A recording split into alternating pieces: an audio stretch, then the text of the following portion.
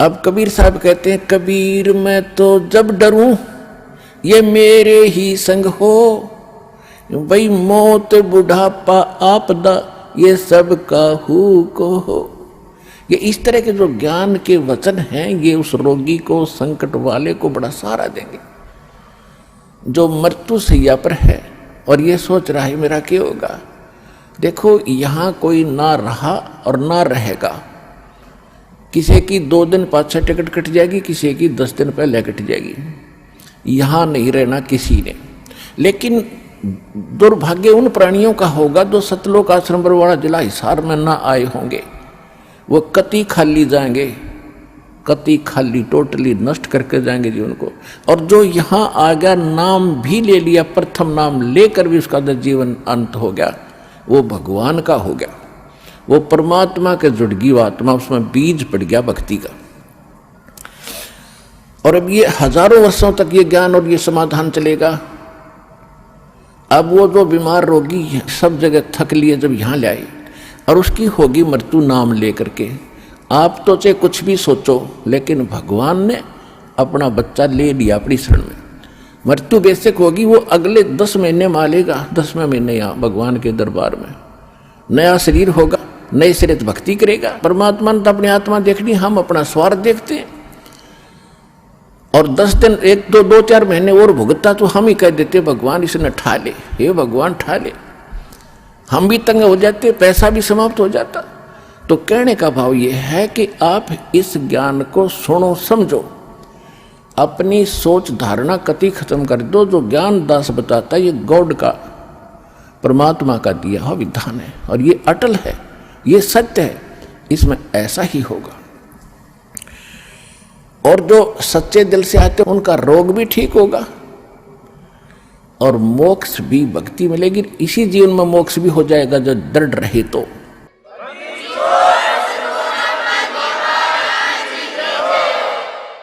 इसके अतिरिक्त और भी बहुत सी, क्योंकि ये विधान है भगवान का और आप हो बच्चे पहली कक्षा दूसरी तीसरी के, इस जैसे कानून की किताब को तीसरी चौथी कक्षा का बालक कैसे समझ पाएगा।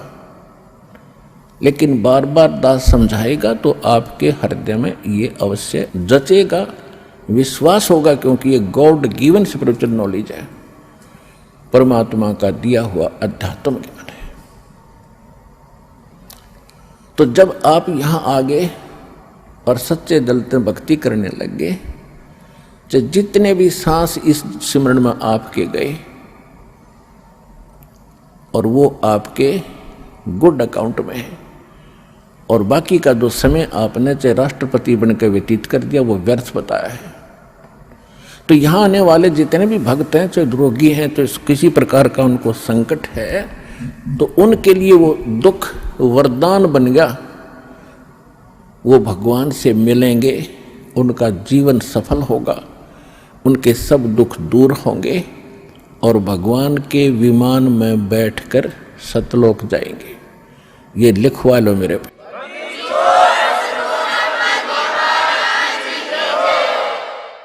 अब इन बातों से आप जी को बड़ी दृढ़ता आवेगी, ये सच्चाई है।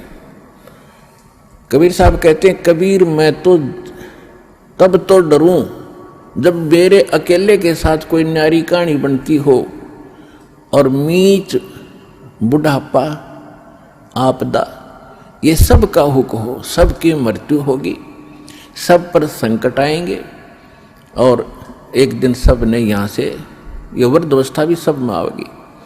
और जब हमारी शरण में आप आ जाओगे, परमात्मा कहते हैं जब हमारी शरण में आ जाओगे तो फिर आपको इन दुखों से निवारण होगा। अब जैसे मृत्यु भी होगी तो आम व्यक्ति की तरह नहीं होगी जो भक्तिहीन मरा करते हैं। कबीर साहब कहते हैं, आए हैं सो जावेंगे ये राजा रंक फकीर, एक सिंहासन चढ़ चले एक बंदे जात जंजीर है। अब जाना तो सब ने है, भगवान चले गए यहाँ छोड़ के इस गंदे लोक में, बता कोई रहने की जगह है। आज आप जिन कोठियों को बनाकर, मकानों को बनाकर अपना मान गए, आपकी होगी मृत्यु।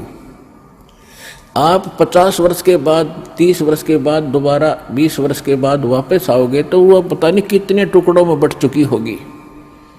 पोता पोती पता नहीं कितने कुछ ना अपनी अपनी कोठड़ी बांटे बैठे होंगे और आपने बढ़न भी ना दे, उसमें प्रवेश भी ना कर दे। तो क्योंकि भाई भाई ना नहीं देता है कि, और पिताजी का तो बहुत दूर नंबर, दादाजी का तो बहुत दूर नंबर है। तो कहने का भाव यह है, यहाँ से मन हटाओ, ये लोग ठीक नहीं, आप यहाँ मजबूरी और अज्ञानता से फंसे पड़े हो। अज्ञानता भी नष्ट होगी, मजबूरी भी समाप्त होगी, क्योंकि हम समर्थ की शरण में आ चुके हैं।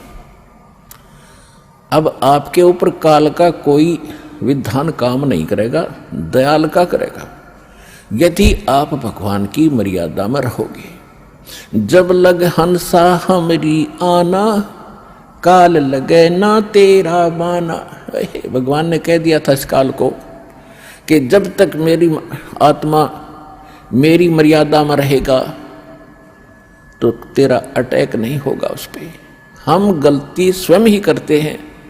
अब जैसे ये शेड बना रखा है, चाहे ओले आओ, चाहे वर्षा हो, तूफान आओ, आप इसके नीचे शरण में बैठे हो, आप निश्चिंत हैं। और आप अपनी गलती से बाहर निकल गए उस दौरान, तो ओले भी सर फोड़ेंगे और वर्षा भी आपको भिगोएगी। आप अपनी गलती से कर गए वो गलती, तब आप दुखी हुए। तो भगवान की शरण छोड़कर हम कहीं भी और किसी भी अक्षेत्र में जाएंगे। अक्षेत्र का मतलब ये नहीं है कि आप काम धंधा ना करो। अक्षेत्र का मतलब अध्यात्म मार्ग में हम किसी और की बात मानकर उसकी सत्संग या कोई ऐसा ग्रहण करने जाएंगे तो वहाँ काल का अटैक होगा, क्योंकि भगवान की शरण हट गई आपसे।